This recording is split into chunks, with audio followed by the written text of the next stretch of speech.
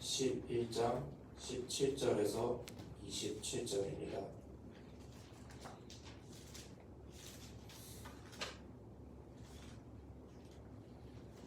봉독하겠습니다. 예수께서 와서 보시니 나사로가 무덤에 있은지 이미 나으리라. 베다니는 예루살렘에서 가깝기가 한 오리쯤 되매 많은 유대인이 마르다와 마리아에게 그 오라비의 일로 위문하러 왔더니 마르다는 예수께서 오신다는 말을 듣고 곧 나가 맞이하되 마리아는 집에 앉았더라. 마르다가 예수께 여짜오되 주께서 여기 계셨더라면 내 오라버니가 죽지 아니하였겠나이다.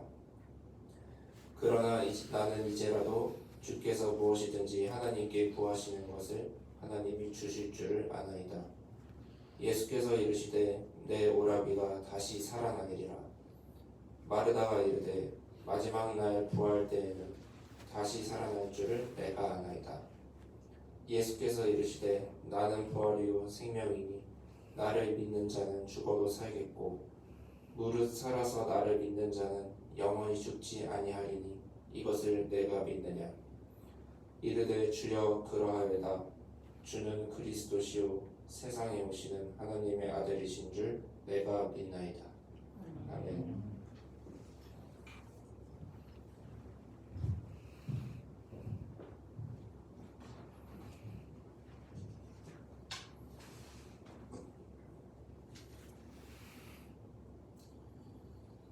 할렐루야. 임마누엘 하나님의 평강이 흩어져 가정에서 예배하는 교우 여러분과 함께 하시기를 소망합니다. 인간 사회는 꾸준한 발전과 진보를 이루어 왔습니다. 18세기에 시작한 산업혁명은 300여 년 만에 4차 산업혁명에 진입했습니다. 인간 사회는 기술과 컴퓨터 분야, 과학과 생명공학 분야에서 놀라운 진보를 이루었습니다. 그 사이 두 번의 세계대전이 있었지만 그 후 70년 동안 공장들은 불이 꺼지지 않았고 단 하루 만에 지구를 한 바퀴 돌아오는 빠른 시대가 되어 이렇게 거침없는 발전을 이루었습니다. 그러나 이번 코로나19 바이러스는 세상의 거의 모든 것들을 중단시켜 버렸습니다. 자동차 공장들이 멈추고 프로스포츠 경기가 중단되었습니다. 월트 디즈니가 문을 닫았고 올림픽 경기가 연기되었습니다. 강 건너 불구경하듯이 여유 부리던 유럽과 아메리카 나라들에게도 불똥이 튀어 삽시간에 바이러스가 옮겨 붙었습니다.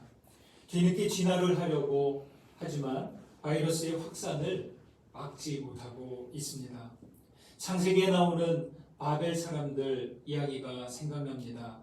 바벨 사람들이 탑을 쌓아 하늘에 닿게 하려고 하였던 것처럼 지금 인류의 모습 역시 그때의 모습과 다르지 않은 듯합니다. 바벨 사람들은 그렇게 하늘에 닿으려고 했지만 흩어져 버리고 말았죠. 하나님께서 그들의 언어를 혼잡하게 하였던 것입니다. 당시 바벨 사람들의 문제는 무엇이었을까요? 그것은 바로 인간의 오만함이었습니다. 벼는 익을수록 고개를 숙인다고 하는데 인간의 지식과 지혜로 마음이 부풀어 하늘에 도달하려고 하는 것이 문제였습니다. 끝을 모르는 욕망이 문제였죠. 여호와께서 그들의 언어를 혼잡하게 했다고 했으나 엄밀히 말해 인간의 오만함이 원인이 되었던 것입니다. 서울대 종교학과 배철현 교수는 최근 칼럼에서 코로나19가 가져온 불행이 우리에게 묻는 것, 그것이 무엇인지를 묻는 글을 썼습니다. 이 칼럼에서 배철현 교수는 세 가지 그리스어 단어를 소개합니다. 그것은 휘브리스, 아테, 네메시스, 각각 오만, 어리석음, 복수 이런 뜻입니다. 휘브리스, 아테, 네메시스는 모두 그리스 비극의 주인공에게 해당하는 단어로 서로 연결되어 있습니다. 자기에게 있는 재능과 능력에 취해서 오만함을 보이던 주인공이 눈앞에 있는 위험을 감지하지 못하는 아둔함을 인해서 냉혹한 복수를 당하는 그러한 이야기입니다. 어리석음을 뜻하는 아테는 빛이 없는 컴컴한 숲에서 길을 더듬는 그러한 어리석음을 말하고요. 네메시스는 자신이 뿌린 씨를 거두는 그러한 정의를 말합니다. 전례 없는 상황 속에서 우리 사회는 오만함과 아둔함으로 인한 쓰디쓴 경험을 하고 있습니다. 여러분, 누구에게나 인생 가운데 쓰라린 경험이 있을 것입니다. 쓰디쓴 아픔과 상처가 있을 것입니다. 온몸이 부서질 듯한 추락을 맛보았을 때가 있을지 모르겠습니다. 여러분도 비참함과 절망을 경험한 그런 때가 있으신지요? 시련을 겪으면서 사람들은 흔히 이 또한 지나가리라 이런 말을 하곤 합니다. 물론 언젠가 지나갈 것입니다. 그러나 중요한 것은 그리스도인으로서 놓치지 않아야 하는 교훈이 무엇인가를 생각했으면 좋겠습니다. 여러분, 하나님께서 우리에게 배우기를 원하시는 것이 무엇일까요? 파스칼은 이렇게 말했습니다. 자신의 비참함을 모르고 하나님을 아는 것은 오만을 낳는다. 하나님을 모르고 자신의 비참을 아는 것은 절망을 낳는다. 예수 그리스도를 아는 것은 그 중간이다. 그 안에서 하나님과 우리의 비참을 동시에 만나기 때문이다. 어떤가요? 전염병 대유행으로 일상이 정지되어 버린 상황에서 우리는 비로소 우리 인간의 오만함을 보고 동시에 인간의 비참함을 같이 경험하고 있습니다. 하지만 주님께서 우리에게 바라는 것이 있습니다. 그것은 바로 이 비참함을 통해 하나님을 알고 그리스도를 알아야 한다는 것입니다. 그렇지 않다면 우리는 계속 오만함에 젖어 있던가 절망 가운데 빠져 있게 될지 모르겠습니다. 오늘의 말씀 요한복음 11장은 비참함과 절망을 마주한 인생의 모습을 그대로 보여주고 있습니다. 여기 마리아와 마르다, 나사로 가족이 나옵니다. 이들은 베다니에 사는 사람들로 예수님이 사랑하시는 사람들이었습니다. 가족 중에 유일한 남자인 나사로가 병들어 위독한 상태가 되었고 이 소식이 예수님께 전해졌지만 어찌된 일인지 주님은 느긋하게 있다가 베다니로 가십니다. 한 가지 이해하기 어려운 부분이 있습니다. 11절에 보면 주님은 우리 친구 나사로가 잠들었다 이렇게 말하고 14절에서는 죽었다 이렇게 말합니다. 제자들은 잔다는 것으로 죽었다는 죽은 것으로 그대로 이해했지만 예수님은 죽었다와 잔다를 다르지 않게 말씀하십니다. 사람은 삶과 죽음을 분리해서 생각합니다. 그러나 예수님은 삶과 죽음을 같이 두고 말씀하십니다. 여러분, 기억하셔야 될 것이 있습니다. 삶과 죽음은 분리되어 있지 않고 맞닿아 있다는 것입니다. 동전의 앞면과 뒷면처럼 생과 사가 하나라는 것이죠. 사람들은 죽음을 되도록이면 멀리 두려고 합니다. 장례식장도 멀리 두려고 하고 무덤도 멀리 두려고 합니다. 그런데요, 우리 그리스도교는 그렇지 않습니다. 지금은 그렇게 하지 못하지만 우리 그리스도교 전통은 교회 마당에 무덤을 두었습니다. 그것은 우리가 부활을 믿기 때문이죠. 여러분, 예수님은 삶과 죽음을 이어놓으신 분이십니다. 그래서일까요? 주님은 누구든지 제 목숨을 구원하고자 하면 잃을 것이요 누구든지 나를 위하여 제 목숨을 잃으면 구원받을 것이라고 말씀하셨습니다. 예수님과 제자들이 베다니에 오십니다. 나사로는 무덤에 이미 장사되었고 마르다와 마리아는 슬픔에 젖어 있습니다. 죽음은요, 우리를 슬프게 하고 절망하게 합니다. 죽음은 그 다음이 없는 끝이라고 생각합니다. 우리 인생은 그래서 죽음 이후를 상상하지 못해 사망이 쏘는 그 화살에 무력하게 쓰러지고 맙니다. 죽음과 연결된 단어들이 있습니다. 슬픔, 이별, 어둠, 절망, 심판, 지옥, 불안과 공포 모두 우울하고 두려운 단어들입니다. 이와 같은 단어들을 건너뛸 수는 없습니다. 잊을 수는 없습니다. 우리 모두가 직접 마주해야만 하는 것들입니다. 그런데 여러분, 그리스도인들이 비그리스도인들과 다른 모습이 여기에 있습니다. 죽음에 대한 생각과 죽음을 맞는 태도가 달라야 할 것입니다. 주님 오신다는 말을 들은 마르다는 나가서 맞습니다. 뒤늦게 오신 주님께 서운함을 감추지 못합니다. 우리 21절 말씀과 24절 말씀을 같이 한번 읽어볼까요? 함께 있습니다. 마르다가 예수께 여짜오되 주께서 여기 계셨더라면 내 오라버니가 죽지 아니하였겠나이다. 24절 마르다가 이르되 마지막 날 부활 때에는 다시 살아날 줄을 내가 아나이다. 바로 다음에서 마리아는 예수님 앞에서 마냥 울기만 하지만 그래도 마르다는 다르죠. 주님이 나사로가 다시 살아내리라고 위로하시자 마르다는 부활을 긍정합니다. 그런데 여러분, 여기 21절과 24절을 보면 무언가 좀 이상한 부분이 있습니다. 마르다의 말이 가리키는 그 때를 생각해 보십시오. 21절에서 주께서 여기 계셨더라면 내 오라버니가 죽지 아니하였겠나이다 라고 합니다. 이 말에 아쉬움과 서운함이 담겨 있습니다. 그 서운함은 무엇인가요? 주님, 왜 이렇게 늦으신 거예요? 오라버니는 이미 죽고 말았습니다. 나사로의 죽음은 언제 일이 되었습니까? 과거의 일입니다.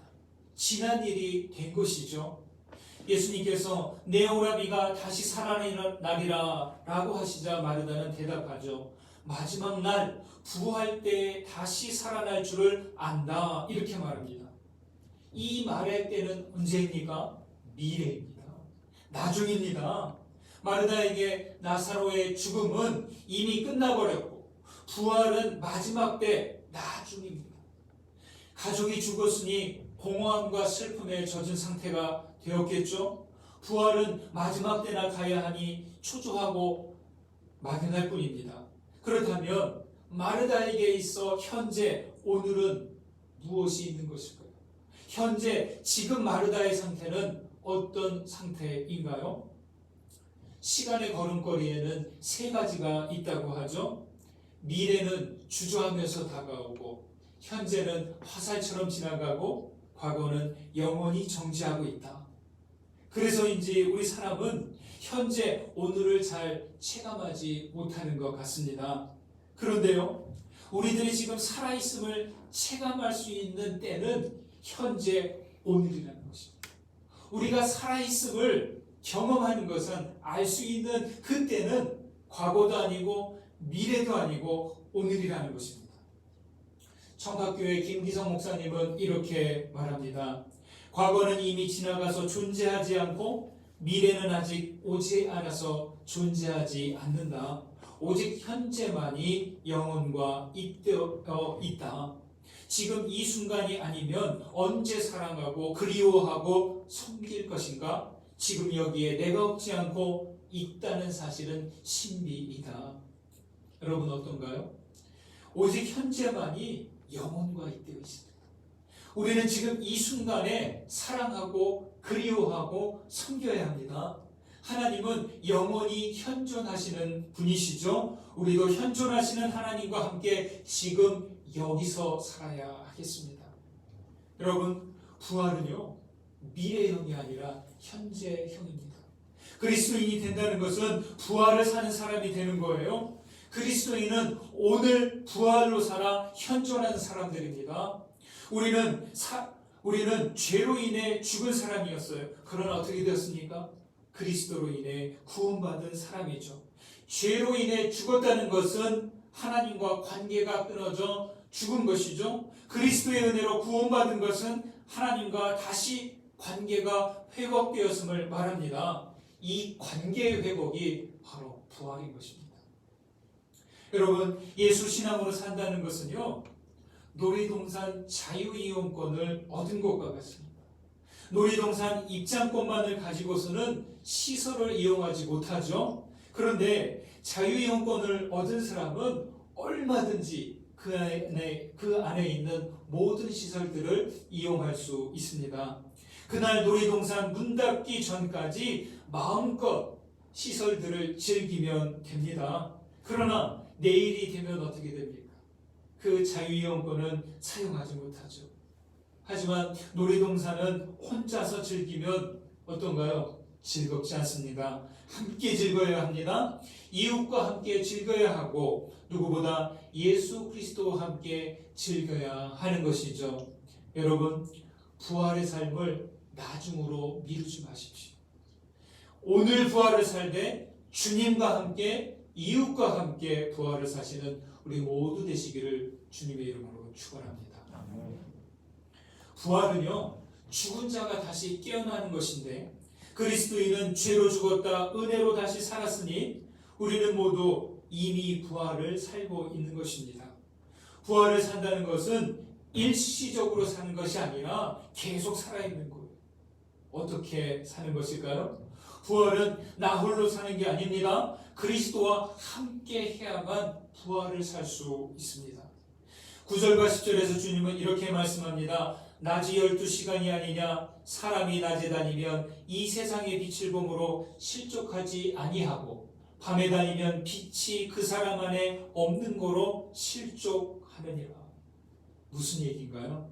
예수님과 함께하는 시간이 낮이라는 말씀입니다. 주님이 빛이 되시니까 걸려 넘어지지 않는다는 거죠. 그래서 주님과 함께 낮에 다녀야 합니다. 그와 달리 밤에 다니면 빛이 없어 걸려 넘어지기 쉽죠. 주님은 이것을 두고 빛이 그 사람의 없음으로 넘어진다, 이렇게 말씀합니다. 여러분, 생명의 빛은 나의 발 아래를 비추는 게 아니라 생명의 빛은 내 안에서 비추는 것입니다. 바로 이것입니다. 예수 생명, 그 생명의 빛이 자기 안에 없으면 그 사람은 항상 어둠 속을 다닐 뿐이라는 것이죠. 생명의 빛이 자기 안에 있으면 항상 나처럼 환한 빛 가운데 있을 수 있다는 것이죠. 생명의 빛이신 주님께서 오늘 말씀에서 이렇게 이야기하십니다. 25절과 26절 말씀을 같이 한번 보실까요? 함께 있습니다. 예수께서 이르시되 나는 부활이요 생명이니 나를 믿는 자는 죽어도 살겠고 무릇 살아서 나를 믿는 자는 영원히 죽지 아니하리니 이것을 내가 믿느냐. 나는 부활이요 생명이니 나를 믿는 자는 이라고 하시죠. 부활과 생명이신 주님을 믿는 자는 죽어도 사는 것이고 영원히 죽지 않는다고 하십니다. 여러분, 25절과 26절에서 밑줄을 긋는다면 어디에 그으시겠습니까? 보통 산다, 죽지 않는다, 여기에 그을 것입니다. 그러나 이보다 부활과 생명이신 주님을 믿는 자, 여기에 밑줄을 그어야 하겠습니다. 살다의 주체는 누구냐면 그리스도를 믿는 자입니다. 예수 그리스도는 이미 부활하셨습니다. 그 이전에도 부활로 사시고 십자가 이후에도 부활로 우리와 함께 계십니다. 중요한 것은 우리입니다. 내가 부활의 주체가 되어서 우리 또한 부활로 살아야 한다는 것이죠. 주님을 믿는 자는 그리스도와 함께 현존하는 사람들입니다. 다시 말해 이 말은 그리스도에 대하여 산다는 말입니다. 그리스도의 자극에 반응하고 주님을 부르고 임마누엘 주님과 현존하는 것입니다. 여러분, 부활을 육신의 차원에서만 생각하지 마시기 바랍니다. 몸의 죽음을 두려워하지 마십시오. 언젠가 우리 몸은 썩고 말 것입니다. 훗날 어느 때에 새로운 몸으로 회복되겠지만 중요한 것은 내 영혼이 하나님께 대하여 계속 살아있어야 합니다. 에스겔 37장 말씀을 기억하시나요? 마른 뼈 환상 이야기가 있습니다. 선지자는 마른 뼈를 봅니다.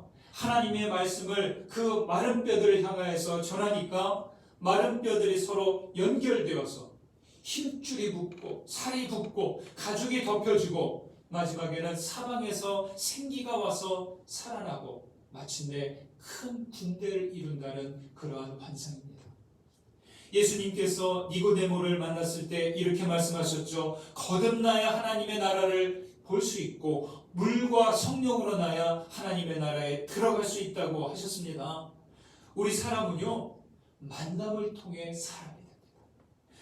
만나서 가정을 이루고 만나서 태어나고 그리스도를 만난 사람이 변화되고 하나님을 만난 사람이 오늘을 사는 사람들이 되는 것이죠. 여러분, 하나님을 믿는다는 것, 그리스도를 믿는다는 것, 이건 어떤 것일까요? 믿음이라는 것은요, 쉽게 말해서 예수님과 함께 죽었다가 예수님과 같이 살아나는 것. 그것이 바로 믿음이죠. 그리스도를 믿는다는 것은 분리된 삶과 죽음을 잇는 것이, 죄로 인해 흐트러진 나의 생명을 성부, 성자, 성령께 일치시키는 것이 바로 믿음입니다.